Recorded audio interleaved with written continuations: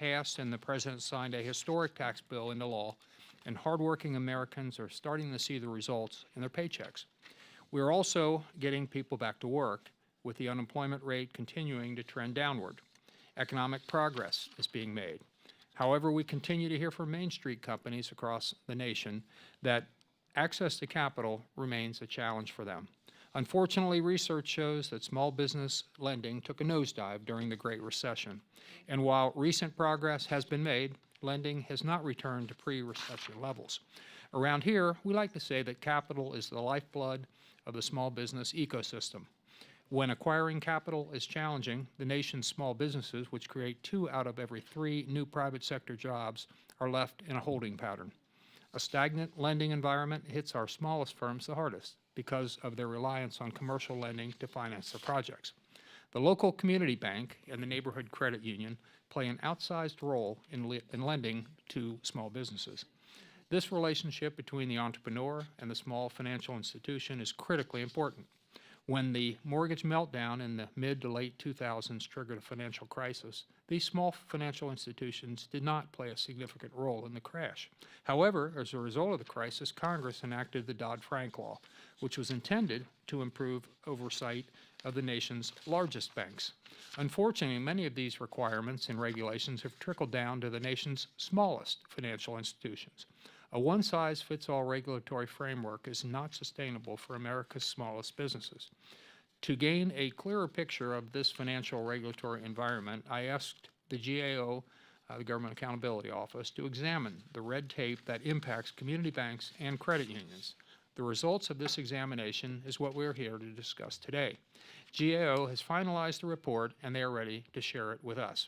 I'm looking forward to hearing about the specific rules and regulations that are impacting these smaller financial institutions. Additionally, I'm interested to learn more about the tools available to financial regulators to reduce burdens. Overly burdensome red tape is a real threat to entrepreneurs, startups, and small businesses. That's why I introduced H.R. 33, the Small Business Regulatory Flexibility Improvements Act, last year. H.R. 33 was included in a larger regulatory package, H.R. 5, that passed the House in a bipartisan manner last January. I encourage the Senate to move this legislation forward as soon as possible. Again, I want to thank GAO for joining us today and for the work that they put into this report. In order for small businesses, entrepreneurs, and startups to create the next great American product or service, the flow of appropriate and prudent capital must be as free as possible of regulatory red tape. And I would now like to yield to the ranking member for her opening remarks. Thank you, Mr. Chairman. Bear with me, I am under the weather. A decade ago, our nation faced one of the greatest economic downturns in history and stared into the abyss of another Great Depression. Countless Americans lost their homes, credit markets, including small business lending, froze, and millions of jobs evaporated. After taking extraordinary steps to stem the losses and stabilize the economy, Congress enacted the Dodd-Frank Act in July 2010 to address the loopholes that caused the collapse. The law established strong new standards for the regulation of large, leveraged financial institutions. It also made the protection of consumers seeking mortgages and credit products a top priority.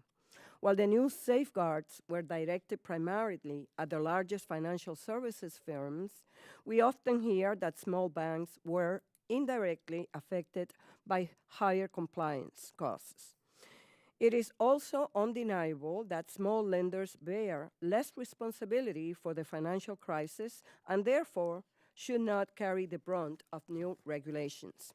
For these reasons, significant efforts were made to mitigate any new regulatory burden on small banks.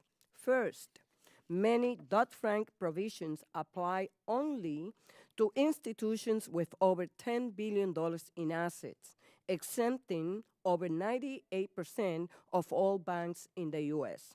Second, regulations created by the Consumer Financial Protection Bureau, or CFPB, that do apply to small financial institutions are subject to the Regulatory Flexibility Act and the Small Business Regulatory Enforcement Fairness Act.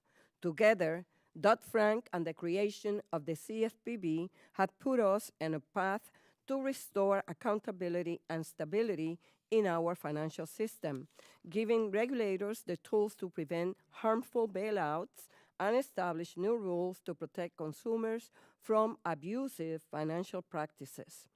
Data from federal regulators also points to a vigorous small business lending market. The Federal Reserve has found lending standards for small firms have eased considerably since the recession, while loan balances at community banks have increased over 7% in the past year alone. Credit unions have also been thriving. Loan portfolios grew nearly 3% in the third quarter of 2017, resulting in year-over-year growth of 10.5%. While the small business lending environment appears to be robust, critics of Dodd-Frank continue to point to compliance costs as a proof of onerous regulation. But, as the GAO concluded, much of these costs stem from a misunderstanding of the rules, not the rules themselves. Equally important, the GAO found in its survey that the regulations serve important public benefits, such as enhancing transparency and preventing discrimination. While regulations implemented under the Act will ultimately impact many facets of the financial industry, the economy has been improving at a greater pace since its passage. Private employers have created 12 million jobs, and unemployment has been greatly reduced. The housing market is also recovering, and small business credit has returned to pre-recession levels in many sectors. As both lenders and borrowers, small businesses have much at stake when it comes to financial regulatory reform. The Dodd-Frank Act touches on all aspects of the financial industry and has the potential to make the entire system more stable and safer for small firms in the real economy to grow and create jobs. While we must always be aware of how new regulations impact the small firms, under no circumstances can we return to the conditions that led to the 2008 crisis. In that regard, I look forward to hearing the recommendations of GAO and having a full discussion about small lenders' experience and how we can ensure the law works to protect and preserve our small business sector. Thank you, and I yield back. Thank you very much. Gentlelady yields back, and if committee members have opening statements prepared, we'd ask that they be submitted for the record. And I'll take just a moment to explain our timing lights, et cetera. They're pretty simple.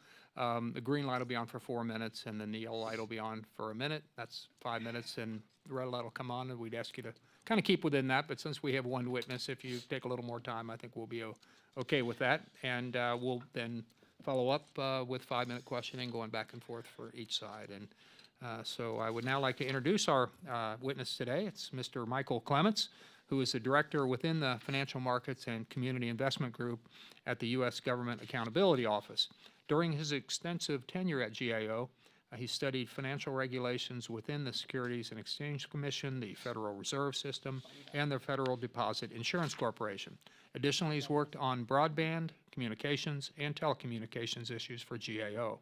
Mr. Clements hails from the great state of Ohio and has an undergraduate degree from that fine institution in Southern Ohio, the University of Cincinnati, which happens to be in my district. Additionally, he has 2 graduate degrees from The Ohio State University as well. We want to thank you for being here today, and you're recognized for 5 minutes, Mr. Clements. Chairman Chabot, Ranking Member Vasquez, and members of the committee, I am pleased to be here today to discuss our reports addressing regulatory burdens encountered by depository institutions and the processes to mitigate those burdens, including our report on community banks and credit unions that the committee is releasing today. My statement highlights 2 key topics from our reports. First, the regulatory burdens that community banks and credit unions identified as most significant, and 2, the requirements for financial regulators to assess the burdens associated with their regulations. Our work highlights the need for financial regulators to improve their analyses of regulatory burden. In the way of background, Community banks and credit unions are generally small entities, most with assets less than $1 billion, that serve limited geographic areas. These institutions focus on traditional depository activities, namely taking deposits and making loans. And most importantly for this committee, community banks allocate a greater portion of their assets to small business loans than large depository institutions. Moving to our first key topic, the regulatory burdens that community banks and credit unions identified as most significant. Like all depository institutions, community banks and credit unions are subject to a variety of regulations. These regulations include safety and soundness reviews to, among other things, protect the Federal Deposit Insurance Fund, consumer compliance reviews to ensure that institutions adhere to relevant consumer protection statutes, such as Truth in Lending, and Bank Secrecy Act anti-money laundering, known as BSA/AML reviews, to help safeguard the financial system from use by criminal enterprises and terrorists. While these regulations have public interest benefits, they also impose burdens on depository institutions. In our interviews and focus groups with over 60 community banks and credit unions, the institutions identified three prominent regulatory burdens. One, mortgage transaction reporting under the Home Mortgage Disclosure Act. Two, mortgage disclosure and closing requirements under the Truth in Lending Act and Real Estate Settlement Procedures Act. And three, BSA/AML record keeping and reporting requirements. Among other things, the institutions characterize these regulations as complex and time-consuming. For example, the institutions noted that identifying terrorism financing under BSA/AML was not a core competency for their staff. Moving to our second key topic, the requirements for financial regulators to assess the burdens associated with their regulations.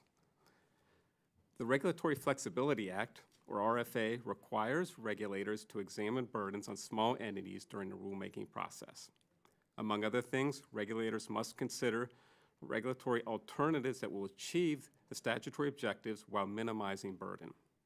We identified a variety of weaknesses in the regulators' RFA activities, including limited evaluation of economic effects and alternative regulatory approaches, and missing information on the cumulative economic impact of regulations. The Economic Growth and Regulatory Paperwork Reduction Act, or EGRIPA, and RFA require regulators to conduct retrospective reviews. These are a look back. EGRIPA requires certain financial regulators to assess every 10 years whether their regulations are outdated, unnecessary, or unduly burdensome. RFA requires regulators to review within 10 years certain rules to determine if they should be continued without change, amended, or rescinded. Here again, we found weaknesses in the regulators' activities, including a lack of policies and procedures for conducting retrospective reviews and analyses lacking quantitative data. The weaknesses we identified can hinder the financial regulators' ability to lessen burdens on community banks and credit unions. To conclude, financial regulations provide public interest benefits, but they also impose burdens on depository institutions. However, financial regulators are required to assess these burdens on small depository institutions. While we identified weaknesses with the regulators' processes, we also provided 20 recommendations that should help the regulators improve their processes and thereby mitigate, where appropriate, burdens on small depository institutions. Chairman Chabot, Ranking Member Vasquez, and members of the committee, this completes my prepared statement. I would be pleased to respond to any questions you may have at this time.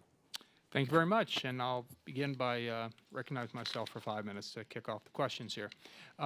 Which regulations did you find particularly burdensome to community banks and credit unions, and how do these regulations in turn adversely impact, or how could they adversely impact small businesses?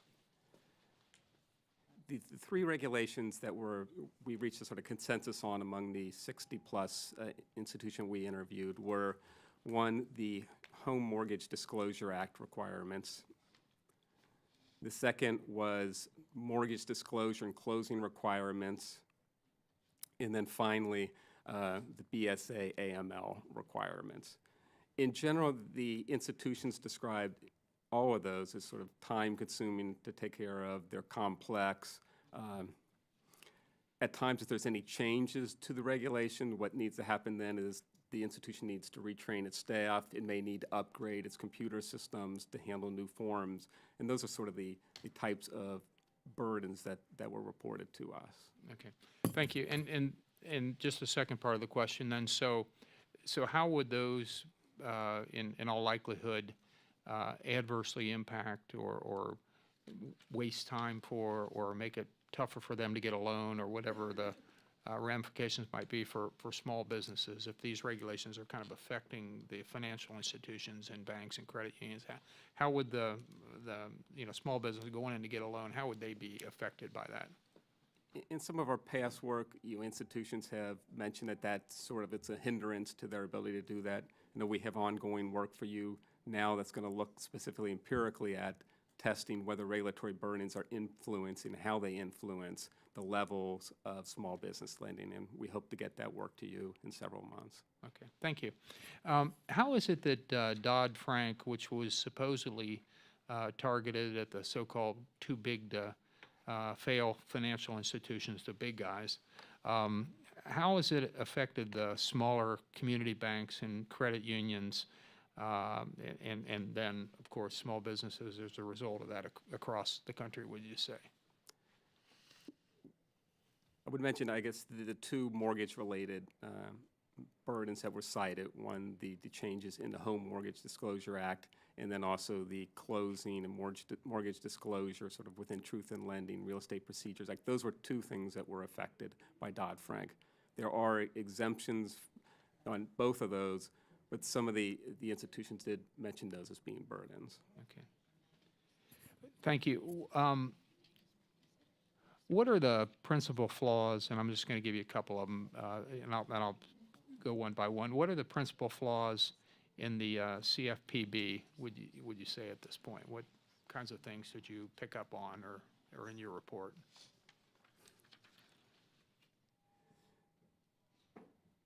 We made a couple of recommendations, also a couple of reports to CFPB. One, in terms of the mortgage disclosure and closing requirements, that fell within what is called Truth in Lending Act, Real Estate Procedures Act, integrated disclosure. And the idea here was to put all the forms within one form, make it easier for the consumer. One of the problems we've seen is that the institutions find sort of the guidance confusing. And so what we recommended to CFPB was do an evaluation of that guidance, make it clearer for the institutions so it's a little easier. Again, it's the framework of saying what you're doing is a good idea, but we need to reduce the burden on the institutions so we can still achieve the statutory goal, but keep the burden as small as possible on institutions. So that would be an example for CFPB and one of our recommendations. Okay. How about the BSA, the Bank Secrecy Act? The concerns here, I think, again, are sort of the time of doing it, the complexity of it, institutions, especially smaller ones, the decision of whether to file a suspicious activity report. Sometimes that can be confusing for them. Again, the burdens they've described as sort of continually increasing, sort of what's being asked for, and again, what that requires, training of staff, at times upgrading their systems. Those are sort of the burdens that they're encountering in that environment. Okay, and in the short time I have left, how about the Home Mortgage Disclosure Act? Were there any particular areas there that were of concern or that you noticed? Again, what the institutions were mentioning to us was the time frame of doing the reviews, the complexity of it, whether a transaction should be reported or not. There's also concerns about if there was an error made, the extent to which the whole set of data would need to be resubmitted. And the FFEIC has made some adjustments to that, which should reduce some of those burdens. Okay. Thank you very much. My time's expired. The ranking members recognize 5 minutes. Thank you, Mr. Chairman. Mr. Clemens, isn't it true that 90% of community banks that have less than $10 billion in assets are excluded from Dodd-Frank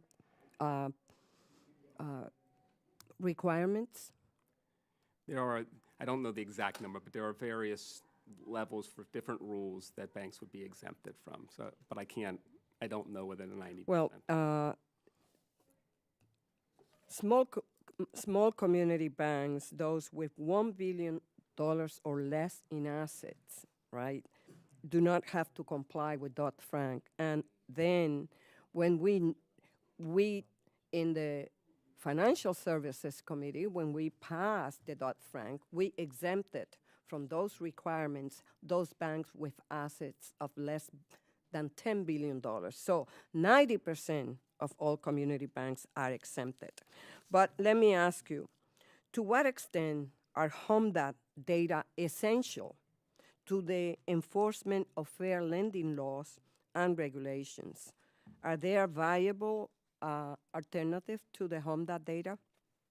There's certain public interest benefits to those data. I think the institutions we talked to, also CFPB has mentioned things such as allowing local officials to allocate dollars to community for community development, but also, as you mentioned, to ensure, to monitor and detect and prevent discriminatory lending practices. Clearly, that's a benefit, and was mentioned relatively frequency. The regulators we spoke to, really no sort of comparable data exists that's would be sort of as efficient. So in their view, it's an efficient data source to serve those two purposes. Thank you. In a letter to Secretary Mnuchin, Congressman Royce and I raised the need for law enforcement to provide feedback to financial institutions on the effectiveness of their SARs. GAO concluded the same and recommended as much. How would implementing a process to provide financial institutions with feedback improve compliance? Well, there were certainly concerns among the institutions we talked to of lack of understanding what the data are being used for. That was a sort of a common theme that we had heard during our interviews and focus groups. So what is needed to facilitate greater communication from FinCEN and a better relationship between law enforcement and financial institutions? Do you have any recommendations? That was sort of not in the scope, so we did not do that. Okay. An area of regulation that was cited as burdensome was in mortgage lending. In your discussions with financial institutions, did they identify specific aspects of the mortgage rules that were particularly burdensome? If so, which ones? So within the closing, the mortgage sort of disclosure, there's two closing process. I think a couple of things that came out. One is what they view as just complexity in the time to do the forms. A lot of this was a combination of a variety of forms from Truth in Lending, Real Estate Procedures Act, put it into an integrated form. So what that requires is new training for their staff, upgrades of the computer systems to be able to file the forms. That's sort of one problem. They also cited some of the time frames that are required, the 3-day time lanes, which they believe could extend closing times. And finally, they had concerns with perhaps being responsible for third-party fees that may change. So, for example, if an appraisal fee changed, that they may be responsible for that. Those were, I think, the sort of three main concerns that they expressed, at least in terms of that closing process. Okay, Mr. Chairman, I yield back. Thank you. The gentlelady yields back. Gentleman from Utah, Mr. Curtis, is recognized for 5 minutes. Thank you, Mr. Chairman. Mr. Clements, thank you for being here today and being with us. As a former small business owner, I'm aware of the difficulty of complying with some of these regulations and having the staff to meet those compliances. And I find that sometimes a strategy is to, rather than hire the staff to help you know if you need to comply, to just over-comply. Are you seeing any evidence of that with our community banks, that that's because they don't have the staff, they're actually over-complying with some of these regulations? We certainly, I think, found that in the case of the TRID, the integrated disclosure. In fact, what we found is they were doing things they really didn't need to do. And part of that was driven by what we thought was sort of unclear guidance from CFP and CFPB in terms of what they needed to do. And so again, that fell within our recommendation to CFPB, evaluate your guidance, rethink about it, and come out with better guidance so that the businesses do understand what they need to do and what they don't need to do, because we don't want to have them doing extra work. Yeah. Is it, I'm told that sometimes these investigators are, they have quite a bit of leeway in what they go for and what they look at, and that sometimes the less experienced ones are assigned to the smaller institutions in almost a training capacity. And is it possible that in some cases we're actually asking more of these smaller banks, and is that discretion a problem in the case of the investigators? A number of the institutions did mention that they thought they were being asked or being sort of held out to a higher standard. It's difficult to test that. What we did do is we looked at 28 examination reports and tried to find out, were the small institutions being granted the exceptions they were allowed to be? And we did end up finding that. You say they were. Yeah, we did not find any evidence where, of these 28. Now, I'm not saying that there could Right. not be cases where. Is there a pattern of assigning the new guys to the smaller institutions? That I don't know. That would be interesting to find out and may help us understand that complaint. We'd be happy to look at that and submit something for the record. Okay. As I understand it, in Section 1002 of Dodd-Frank, it explicitly gives the CFPB the authority to exempt credit unions from certain regulations and smaller institutions. Do you know if they're taking advantage of that? Again, that's one I don't know. Okay. It's been told me that we're losing a number of these smaller institutions, and that concerns me, especially in rural parts of our country where, as you mentioned, the types of loans that they're doing are so important for the economy. Do you have any data on exactly how many of these smaller institutions we're losing, or is there any information you have on that? We're aware of the general trends, for example, that have been reported on in a decreased number. We did not do that for this report. We have ongoing work for the chairman that's actually looking at whether regulatory burden is contributing to closure of branches and institutions. And again, we should have that within the next couple of months. Yeah, thank you. That would be actually very interesting. And is it fair to say that that would disproportionately impact rural America?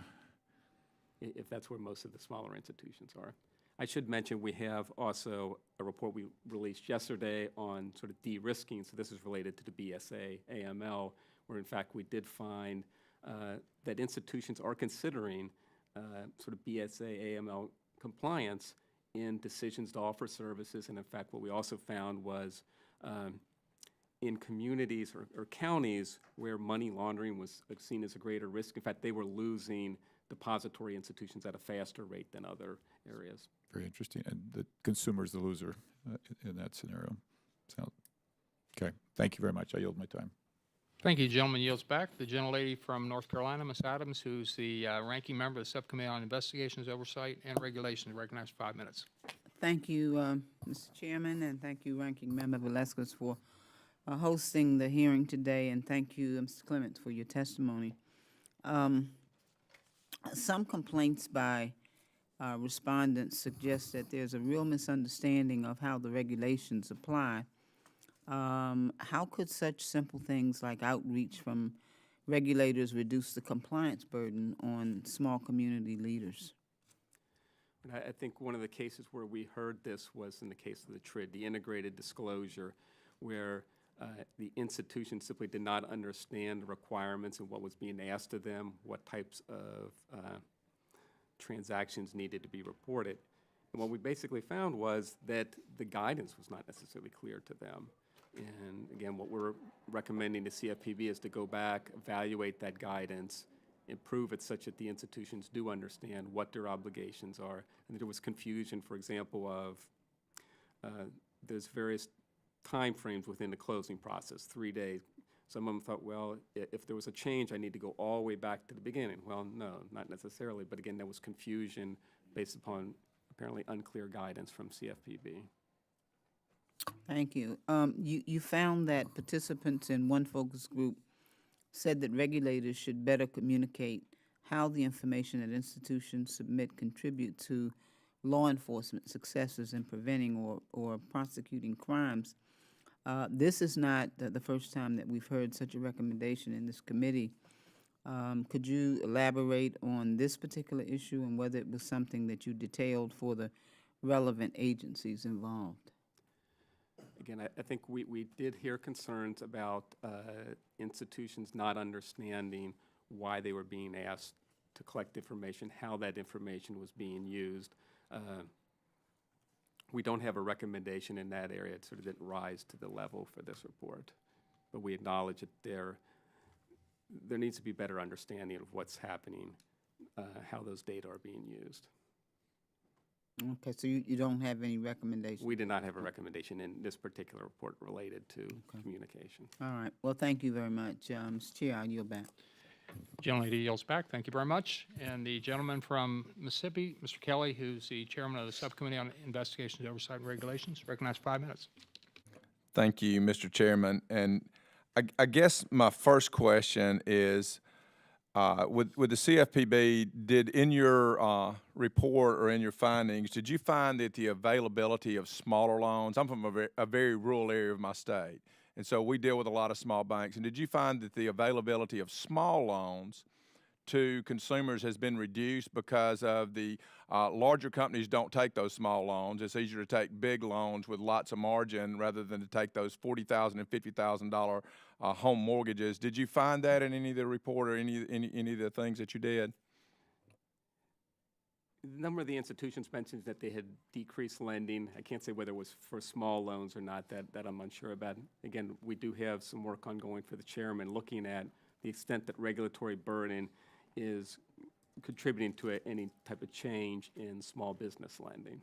Let me just, I would really hope that you would look at that, because what happens is big companies like to take that business, the lucrative, the stuff that's good, but they like to leave out the availability to lower people who can't get it anywhere else. And when the small banks go away or the small credit unions, those opportunities are no longer available because the big businesses don't need that to stay in business.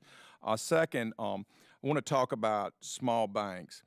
I've seen the regulations are, I think, 5-inch binders or something like that when printed out. And did your findings find that small banks or those smaller banks, even those under the 10 billion limit, they still have to go through and make sure that it doesn't apply to them? Did you find that they were able to afford the staff, the professional staff, which would mean lawyers and accountants and all kind of other things? Did you find that they had the ability, without raising costs, to be able to do those things for their customers and retain the customer base that they had? Again, within our interviews and focus groups, I think those were our concerns, that either increasing the staff, finding qualified staff, perhaps also doing outsourcing. Those were concerns that were raised to us among some of the smaller community banks and also credit unions. I can tell you from being with my bankers and credit unions in my town that many of them don't have the overhead to employ extra lawyers or extra people who are just compliance agents. And so the net cost is that has to be passed on in one of two ways. That either means the bank has to eat it at zero margin, which means no profit, or they have to pass that on to the smaller consumers, which makes loans more expensive. Over the review, did you find out, although it's supposed to save money and save the consumer, did you find out whether it costs the consumer more or less to do all these rules and regulations by smaller banks? That was sort of beyond the scope of this report. Again, I would refer back to the work we're doing for the chairman. That'll come out in a few weeks, I think, or a few months, I'm sorry. That is looking at issues such as regulatory burden, impact on lending, impact on number of institutions, and also the profitability of institutions. And the other thing, did you find any instances, because I've heard a couple, I think, from bankers where they felt like the CFPB was being punitive in just the charges that they levied and even the amount and the ability to fight the rules and regulations and the interpretations by a huge agency, that it was easier just to surrender and pay the fine rather than to fight them with all the burdens? It would have cost them more to defend than it was to pay. Have you found that in any of the situations which you investigated? I don't recall anybody mentioning that. I think, again, the burdens really came down to the time and the complexity of doing the work and then having to train staff and sort of the constant need to upgrade computer systems in response to changes were the main things we had heard. And then my final question is do you believe that these regulations impact rural communities in a more unfavorable way than they do the urban and larger communities? You know, I don't think we specifically looked at that. I guess what my comment there would be is to the extent that smaller institutions are in more rural areas and the regulations can have an outsized effect on smaller institutions, then that would be the case. And you would agree to me that the regulations and rules, even if they don't apply to a smaller bank because they're under the size, that there's still a cost to go through and make sure that it does not apply to that bank. You still have to do the same work almost, at least to make sure that it doesn't comply, which is not within the overhead of what you're used to doing. Is that true or false? They would at least have to do that once to understand whether they're subject to those rules or not. And again, I think going back to the CFPB example, if the guidance is clearer for them, it should be easier for them, and there wouldn't be as much guesswork of whether something needs to be reported or whether they're responsible for that. Mr. Chairman, my time's expired. Thank you very much. Gentleman's time has expired. The gentleman from Iowa, Mr. King, is recognized for 5 minutes. Thank you, Mr. Chairman. I appreciate this hearing. Mr. Clements, I appreciate your testimony. I listened to Mr. Kelly's question about a 5-inch binder for mortgage lending. I remember going into a local bank in my district before Dodd-Frank, and they showed me about a 5-inch binder for mortgage lending, and they said, and it's a small local bank, and they still in business, by the way, and they said we had to hire one personnel to get up to speed on Sarbanes-Oxley. And now here we are with Dodd-Frank. On top of that, I have not had them present to me the stack of that binder because I suspect that it's electronically housed and harder to measure these days. But I wanted to make that comment into the record and then ask you, did you find in the examination that you did a particular advantage for either the credit unions or the community banks, one over the other, once you compared their regulatory burden? No, I don't think that was the case. I think the concerns that were expressed to us in terms of some of the mortgage disclosures and then the BSA, AML, those burdens tend to be pretty consistent. I think the concerns raised to us were pretty consistent across.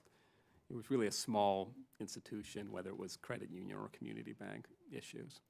And if I were to ask them, though, they would probably say we're facing the same regulations but not the same tax rate. And that's a different question, I understand. Yeah. But that also needs to be said. Would you agree with that? That was sort of beyond. We didn't look at that. We didn't look at the difference between those institutions. Yeah. When you're looking at these regulations, did you also evaluate the impact of them? Could you quantify what kind of inadvertent errors or what kind of what kind of customer victimization might have taken place had it not been for these regulations? No, it's very difficult sort of, I guess, hypothetically say what would happen. Again, in terms of the impact, I would go back to our work coming up for the chairman that looks at whether the regulations are affecting lending, whether affecting availability of credit in terms of having branches, and the profitability of the institutions. That's what we're trying to do, is actually empirically test that, sort of moving beyond what we're sort of being told and say, look at the data and get to some answers to that.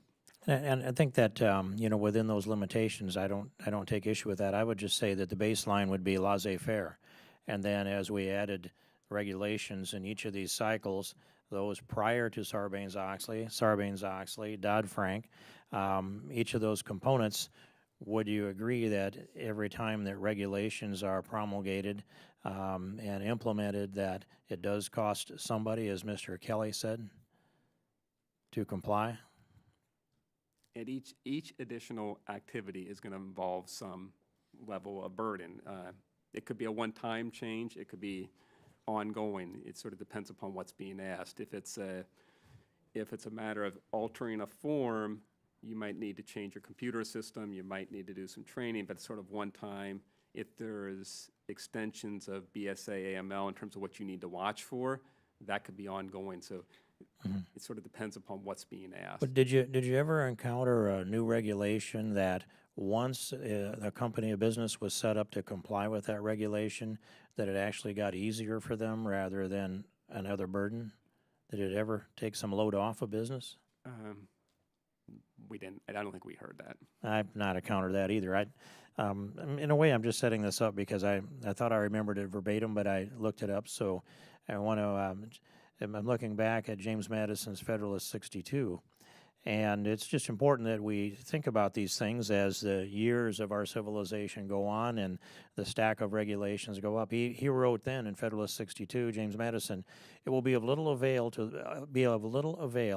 the people that the laws are made by men of their own choice, if the laws be so voluminous that they cannot be read, or so incoherent that they cannot be understood.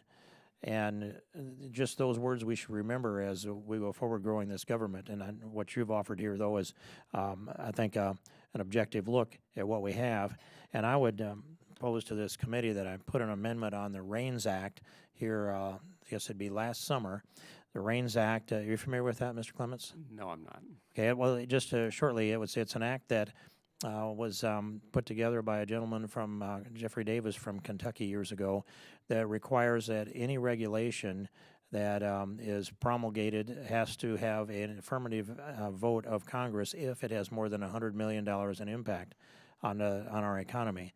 I put an amendment on there that required all the existing regulations, 10% a year, be served up to Congress asking for an affirmative vote before they can continue as having the force and effect of law. And so I just use this time to thank you for your testimony, but also make the case that I think we need to go deeper into this regulation and to find more ways to reduce regulation. And the best place that we can get these answers, aside from this GAO report, is to the people that are subject to the regulations and looking at their recommendations. And that's why I think that language and that amendment would be so important. Thank you, Mr. Clements. Appreciate your testimony. Thank you, Mr. Chairman. I yield back. Thank you. Gentleman yields back, and the chair appreciates the gentleman's reference to Federalist Papers in this hearing room today. We haven't heard that in a while, and we appreciate it. The gentleman from Florida, Mr. Lawson, who's a ranking member of the Subcommittee on Health and Technology, is recognized for 5 minutes. Thank you, Mr. Chairman. Mr. Clemens, welcome to the committee. I know you might have responded to this earlier, but ever since, I haven't been up in Congress long, but ever since I've got up in Congress, I had some of the community bankers tell me about Dodd-Frank. So the question I had is, we have heard many occasions that Dodd-Frank Act is the reason for many of the ill things that are facing our community bank. Can you explain how the act has had the opposite effect in reducing costs and increasing transparency? And I hate to have you to go back over again, but I was caught right in the middle, didn't know really what to do, and I'm trying to learn more and more about it as time go on, because community bankers was telling me back home all the tremendous amount of paperwork and all of the stuff they had to do, which is distracting from what they're doing. So I just said, if I don't get but one question in, I need to get that one in.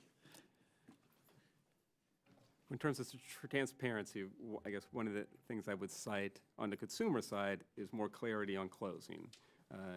That it is easier for the consumer to get documents, get their closing document one place. It's more plain English language for them.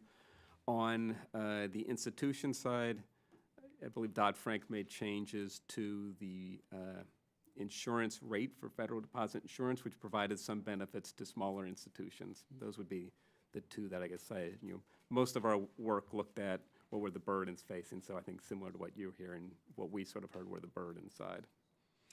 Okay, and I looked in the staff report, which I was really concerned, and you might have already commented on that too. And they were saying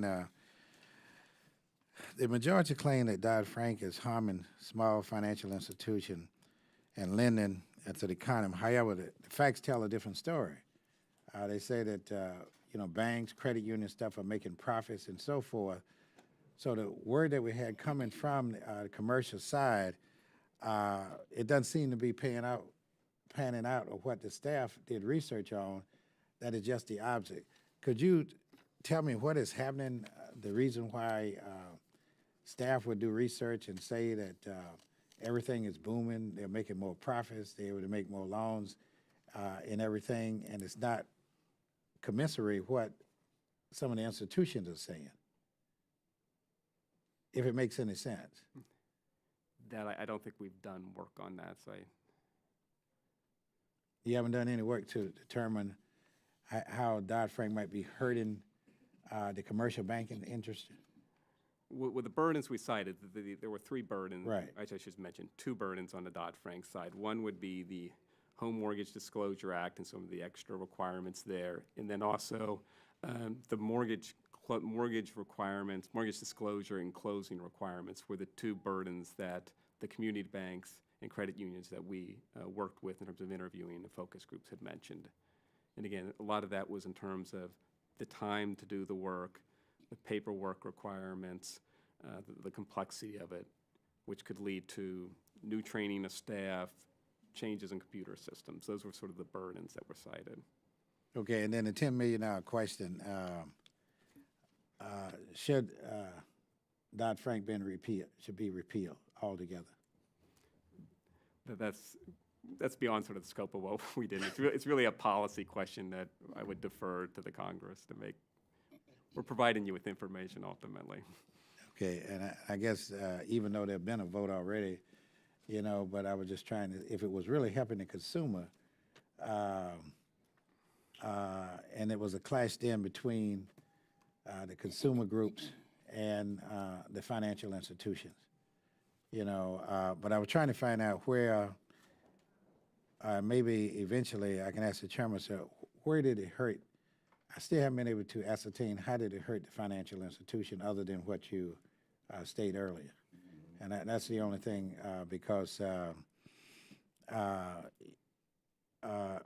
I tell you what, Mr. Chairman, that I yield back. Gentlemen, would the gentleman yield for, you got a few minutes or 30 seconds left. Yeah. I think what we hear a lot is that even though they weren't directly, as far as the legislation goes, it wasn't supposed to affect them. As a practical matter, it does, because many of them, there are best practices. They're concerned with how they're going to be, you know, what the regulation is going to be and the supervisory capacity. There's basically a trickle-down effect on all the small guys. We better do this, or we're going to get in some trouble. So all the smaller community banks and credit unions are complying with it, even if, you know, technically they may not have to. They virtually all do. That's my understanding, and you could talk to probably the folks in your district to hear from them directly, but that's what we've heard. Okay. Thank you very much. I appreciate the gentleman from yielding. Gentleman's time has expired. The gentleman, excuse me, from Missouri, Mr. Lukemeyer, who is the vice chairman of this committee, is recognized 5 minutes. Thank you, Mr. Chairman, and interesting discussion. You know, to answer some of the previous questions, I serve as the chairman of the Financial Institutions Committee and the Financial Services Committee, so this is right square in the middle of my wheelhouse, and I can tell you that Dodd-Frank free checking was 75% of the banks had free checking. Now it's down to 37%. Small loans to small businesses have dropped 15% as a result. This is not my numbers; these Fed studies or banking groups that have done these studies. Small banks, many of them no longer make home loans. They've got completely out of the business.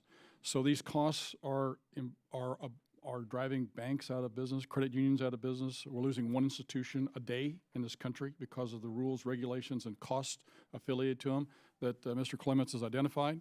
You know, if I have some extra time here, I can go into a lot more detail. But let me just. But what it does, and the bottom line is, it costs access to credit for consumers, and the credit they do have is more expensive, and that's been documented.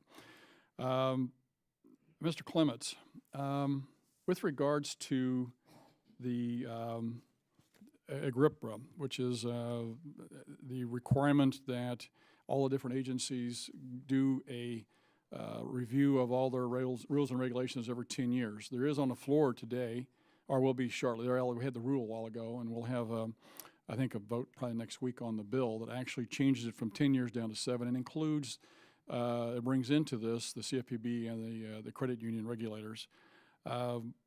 What was your findings with regards to that? I know that there's some information here, but give me your impression of how the different agencies are complying with that rule. Sure. So the AGRIPA applies to OCC, the Federal Reserve, right, and FDIC. It does not apply to CFPB, right, which is one of the limitations we had noted in the report. You know, if we talk about sort of the the burdens we had heard about, 2 of the 3 were related to CFPB. 2 other weaknesses that we had found within the Agrippa analysis. One was a lack of quantitative data. So to some extent, the regulators looked at the comments they received, either agreed with them or disagreed with them, and sort of moved on. Or what we're suggesting, and we recommended, is that they do more of a quantitative analysis. And again, we're basing the criteria on executive orders and OMB guidance. And the other thing we noticed was a lack of consideration of the cumulative effect of regulation, and we refer to that in our report in terms of bodies of regulations. Were they looking at the cost-benefit analysis of those rules and regulations? I'm sorry? Were they looking at the cost-benefit analysis of those rules and regulations as they were putting them on the books? Were you reviewing that to see if they were doing that? I would have to get back with you on that answer. I don't, off the top of my head, I don't know that. Okay. As you were going through this, I know one of the things you were looking at is the HMDA, that's Home Mortgage Disclosure Act. And, you know, Mr. Kelly was talking about that, and a couple other folks, with regards to the size of the documentation that is now required whenever you close a home loan, and is actually driving a lot of the home loan lenders out of business. Did you look at the rules and regulations themselves to see how burdensome they were, how duplicative they were, how superfluous they were, or you just what was the extent of your analysis of the HMDA? For the most part, what we did is relied on the interviews and focus groups telling us sort of what the concerns were. We did look at it, but we did not make an independent evaluation of was that correct, was the level of regulation correct. So what analysis you come up with regards to that then? Well, the concerns that the institutions made to us were it's time-consuming to do it. It's confusing to identify which transaction you might need to record. There's concerns about the error submission. So if there was an error and if it hit some threshold that the entire data set needed to be resubmitted, those are sort of the concerns. And then there was the changes that had been implemented in terms of additional transactions that have to be reported, such as lines of credit, and then also the addition of a fairly significant number of data fields. Did you look at the way that these HMDA rules and regulations are enforced? Did you look at the punitive nature by which the regulators are enforcing the rules on this particular act? No, again, in terms of that, in respect to that question, we relied on what the community banks and credit unions were telling us. And I think, so I don't recall how can you adequately analyze whether these rules and regulations are appropriate, whether somebody is doing a good job of promulgating and enforcing, if you don't look at the ability to, if these folks are not doing a cost-benefit analysis, if you're not looking at how they're enforcing them, either by their whatever tactic they're using to force the banks to change what they've been doing, or if they're being so punitive as to fine them. I mean, none of that was part of your review or your study? in terms of what we did, we've heard that institutions have mentioned that they were held to standards that they were not required to be. What we did is we looked at 28 examination work papers, 20, I believe, from community banks and 8 from credit unions. We did not find an instance where they were being held to standards that they were not required to be held to. Not implying that it doesn't happen. I'm simply saying of those 28, we did not find evidence that they were being held to a different standard or something they were not required to be held to. The gentleman's time has expired. The gentleman from Pennsylvania, Mr. Evans, who's the ranking member of the Subcommittee on Economic Growth, Tax, and Capital Access. Recognized 5 minutes. I'm going to shock you, Mr. Chairman, and yield back the balance of my time. Oh. Gentleman yields back. I am shocked. Pleasantly shocked. But we appreciate the gentleman's testimony here today. And let me ask, you don't want to go second round, do you? You don't want to go second? Okay.